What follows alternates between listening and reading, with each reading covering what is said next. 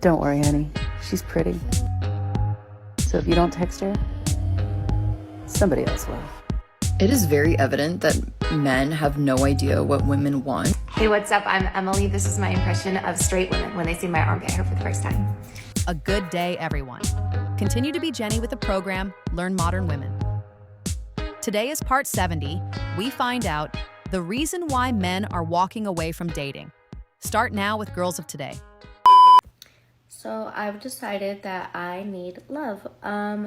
Nominate me for a dating show, please, because your girl deserves love. I'm a little weird, but that's fine, okay? Like, I'll make you laugh.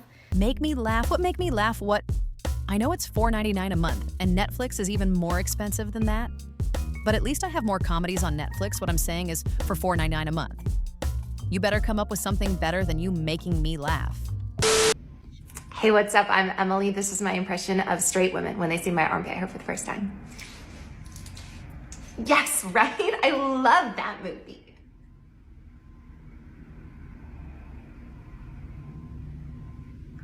Totally, totally. That's what I've been saying.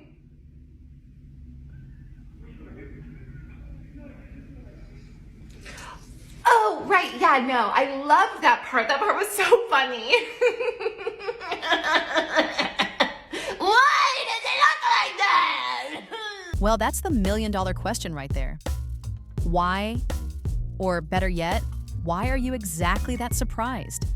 Everyone's gonna look at you and say the same thing, why, and not just why. They're gonna think, what's wrong with you? I'm guessing you're fighting the good fight.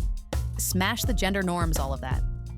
I guess what I'm trying to say is, everyone thinks it's disgusting, not to mention unhygienic. Don't worry, honey. She's pretty. So if you don't text her, somebody else will. Oh no, whatever will I do now? Yeah, someone else will, and they can all have her, especially if all it takes is a text. I was at work yesterday for about 30 seconds before a man wanted to test me. Poor thing had no idea it was about to come to him, but... So I go back to the kitchen, minding my own business, and he goes, Carly, I gotta tell you something, so I know this is about to be good. And he goes, I don't like your eyebrows. You could tell you have makeup on them, they're kind of dark, and I just don't like them. So I respond with, wow, that's embarrassing. And he's like, oh my God, no, don't be embarrassed. I just want to give you that constructive criticism because I care about you. And I'm like, oh no, Gregory, you've mistaken me. I'm not embarrassed. I just think it's embarrassing that a man who's 30 years older than me, bald, married, and missing half his teeth wanted to look at me and criticize my appearance. That, baby, that's embarrassing. No, it's still embarrassing to you, first of all, because you're a horrible human being. Second of all, he's 30 years older than you, bold and married, so there's no physical attraction. None on your part, none on his part. So if you take all that out of consideration, you can probably just say he was trying to be nice to you. All that, maybe not even father figure, but grandfather figure, but obviously you cannot take any type of criticism. Now, I know this isn't gonna come as a shock to you, but you're really not that attractive on a scale from 5 to 10, you're a 2. So yeah, it's embarrassing only to you for thinking you're something you're obviously not. I love when girls say, I'm gonna go to the gym and I'm gonna get this revenge bod so I can get this body that he will never touch. Honey, I don't think your looks were the problem. But you go for it. Yeah, I don't think the looks were the problem either, especially if it was something long-term. And he was there while you were gaining weight, and he said nothing. It was definitely not your look. Besides, why didn't you keep the body that he wanted while with him in the relationship? You wanted him to make you happy, right? So why not make an effort for him to be happy? Girls, do you guys relate when he follows you on Instagram and you don't know who he is, but you guys have a bunch of mutuals, so you accept it, and then you follow him back and you think to yourself, all right, I'll give him 48 hours. 48 hours for the DM or you're out. It's not just me. Oh, and there he was thinking about DMing you in that 49th hour. What is he ever gonna do now? I guess move on with his life like nothing happened. I really don't think he's gonna lose any sleep over this. But just be honest with yourself. You're gonna block him or unfollow him because of that. Yeah, I didn't think so. It is story time. Buckle up, baby. As most of y'all probably know, NFL players have to stay in the same hotel together the night before a game, whether it's Saturday night, Sunday night, whatever. Quick side note, my ex-boyfriend from earlier this year played for this team and still plays for this team.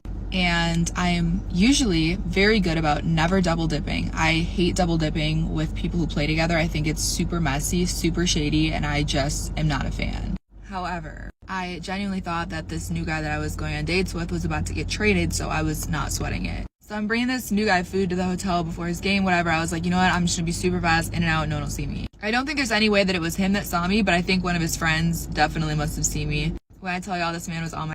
It was FaceTime after FaceTime after FaceTime, and you know what? I deserve it. Moral of the story, if you're gonna pull like this, wear a hoodie and cinch that bitch, because you will get caught. She is actually proud of herself telling this story. So let me get this straight. He was your boyfriend at the time, but you decided to take food to a different guy just because you thought he was getting traded. I don't even think you see anything wrong with that, right? But if I think there's one good thing about these TikToks and social media and everything, is this they keep telling on themselves about everything that they used to do. So hopefully, some poor guy will not take her for granted one day and decides to marry one of these. And if he does, he will know from the beginning what he's getting himself into. And if he still decides to do it, that's on him, and he deserves everything coming his way. So let me make one thing very clear, because there seems to be some confusion. If I have a terrible problem and freaking out about it, and I come to you, the last thing I want to hear is a solution.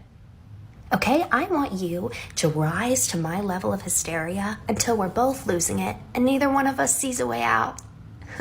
Don't hit me with this, oh, I think you should just do... Stop. No. That is preposterous and degrading and frankly offensive. I know what I should do, but I don't want to do it. Duh. I just want to freak out with you. Because I love you. No, and you can take that love and shove it. You come to me with a problem. I'm gonna assume that you want to fix it. You want us both to freak out. So, what we're gonna start screaming and yelling? Turn our house into a haunted house. No, you want no solution to your problem? Text your girlfriend. Guys, I am genuinely concerned, first of all, for myself, because it has been eternity since I've had an... And second, I'm concerned for the man who finally gives me one, because, like, I hope you said goodbye to your family and are prepared to live with me now, because you're staying home with me. Okay, but you've heard of, batteries, right?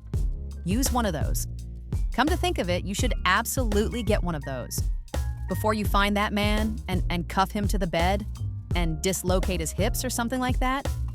And after you do that, maybe get in touch with the previous lady with the one with the 5 hours. I'm pretty sure the 5 hours were not just watching movies together. Maybe only 4 hours and 59 minutes. Card has your name on it? Yes. All right, and go ahead with the number, please. It's 3, 2, 1. Good evening. We are live on television right now with an investigation into scam callers. We have the FBI on the line. They are tracking this phone number as we speak. Sir, what is your full name again? I pretty much only use this as an introduction.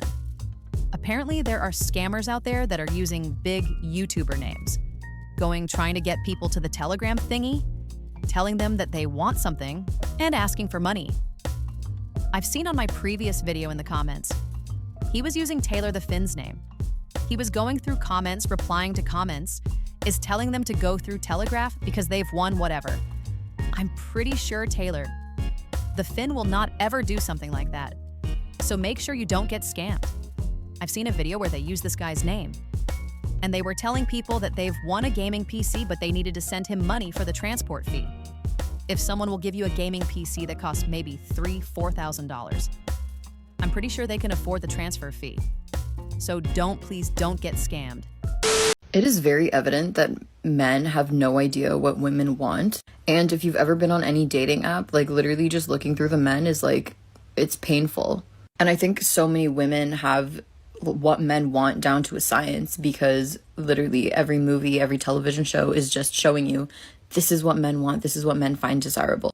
But what it is also showing us is that men are telling other men, this is what women want, this is what women find desirable. So men have mastered making themselves men through the male gaze instead of through the female gaze. And the sad thing is that it's not even important for men to be what women want them to be. But since women are always treated as objects of desire instead of objects with desire, it's super rare that you will ever find a man who tries to appeal to the female gaze, the feminine gaze.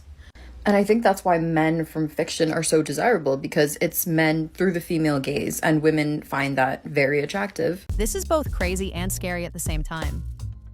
Let me address what she said right here first. So many women have what men want down to a science. Because any movie, any TV show is just showing you this is what men want. You know this is reality, right? This is real world. We're not living inside a movie. We're not actors. It's also not important for men to be what women want them to be. Yeah, exactly. I'm gonna be what I want to be, not what you want me to be. And this last part, why men in fiction written by women are so desirable? Because it's men through the female gaze. Well, this is the scary part.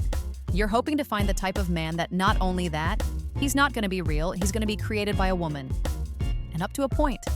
I can understand why every Disney movie, every single romantic comedy out there is gonna show you the type of man that is gonna put his entire life on hold just to be with that woman, but right here in real life. This is the biggest difference between us. When it comes to dating, we're not looking for Cinderella. We're looking for someone real. While in return, all of you are looking for Prince Charming. Well, good luck finding him.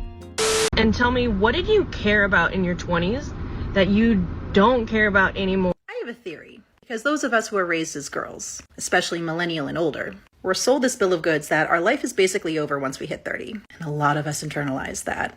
But then we hit 30, and we start living our lives in our 30s. And we realize that it's in our 30s that we start feeling more like ourselves and stop caring what other people think. We become way more willing to march by the beat of our own drummer, and way less willing to put up with BS. And we might miss the physical resiliency that came with our 20s, being less likely to get injured or bouncing back quicker from injury. But aside from that, we're happy to be out of our 20s because we are truly blossoming into the most authentic version of ourselves. And I think that's part of why they discourage looking forward to your 30s. In conjunction with the patriarchal obsession with female youth, they don't like the idea that you're going to stop listening to their rules and you're going to start doing things on your own terms. And that really, hitting your 30s is something to celebrate. What exactly is there to celebrate?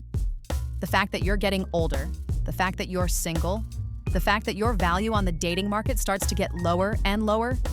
What exactly are you celebrating patriarchal obsession about youth? You can no longer celebrate that. Obviously, at this point, I really don't care anymore.